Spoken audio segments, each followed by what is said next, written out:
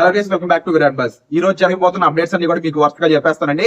First ఎవరైతే వస్తాడు ఇంట్లోకి, ఎవరు వచ్చి హడావుడి మామూలుగా చేయడు, తనుజతో డాన్స్ వేస్తాడు, ఇమానియల్ మీద జోక్స్ వేస్తాడు. ప్రీవియస్ ఎవరికన్నా ఈసారి ఎవరు చాలా ఎంటర్టైనింగ్ ఉండబోతున్నాడు అయితే తెలుస్తా ఉంది.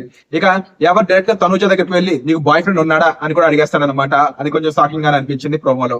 అలాగే ఇమానియల్ వర్సెస్ ఎవరని కాంపిటీషన్ జరుగుతుందండి. ఇందులో ఇమానియల్ అయితే అదరగొట్టి గెలుస్తాడు అనమాట. యూజువల్ ఇమానియల్ చేయలేంది ఏంటి? కామెడీ చేయలేడా, లేకపోతే టాస్క్ ఆడలేడా, లేకపోతే ఎంటర్టైన్ చేయలేడా? ఏం చేయలేడు, అన్ని చేయగలడు Emmanuel. So perfect all rounder అని చెప్పొచ్చు ఇమానియల్ ని.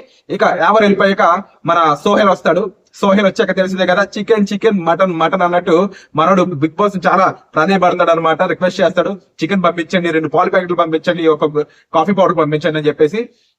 అప్పటికి స్క్రిప్ట్ అయినప్పటికీ కూడా ఇందులో చాలా ఎంటర్టైనింగ్ గా జెన్యున్ గా తీసుకెళ్లాడు. ఈజ్ ఎ గుడ్ యాక్టర్ కాబట్టి. సో మన సోహెల్ రాగానే చాలా ఎంటర్టైనింగ్ గా తీసుకెళ్తూ ఈ చికెన్ సంబంధించిన చిన్న స్క్రిప్టెడ్ వర్షన్ నడుస్తుంది అనమాట. ఆ తర్వాత చూసుకున్నట్లయితే సంజన వర్సెస్ భరణి ఒక గొడవ అవడానికి అయితే స్కోప్ ఉందని కనిపిస్తా ఉంది. ఎందుకంటే సంజనకు ఆల్రెడీ చెప్పారు దొంగతనాలు వద్దు అని చెప్పి, కానీ సంజన అంటే దొంగతనాలు చేయకపోతే నేను ఎవరికి కనిపించట్లేదు అనే ఉద్దేశంతో ఆవిడ ఈ మాటలని స్పెసిఫిక్ గా నిన్న ఎపిసోడ్ లో భరణి టాబ్లెట్స్ అయితే దొంగతనం చేసింది. ఈ టాబ్లెట్ సంబంధించి ఆవిడ మీద డౌట్ వచ్చి భరణి ఆవిడతో గొడవ వేసుకుంటాడు అనమాట. సో ఇది కాకుండా ఆల్రెడీ రీతు, సంజన అండ్ దివ్య వీళ్ళ ముగ్గురు కూడా కెప్టెన్సీ కంటెండర్ టాస్క్ ఏదైతే ఉందో ఆ మూడిలో గెలిచారని అయితే లేటెస్ట్ అప్డేట్ అనమాట. సో ఓవరాల్ గా చూసుకున్నట్లయితే ఈ రోజు బిగ్ బాస్ కొంచెం ఎంటర్టైనింగ్ గానే ఉండబోతుంది.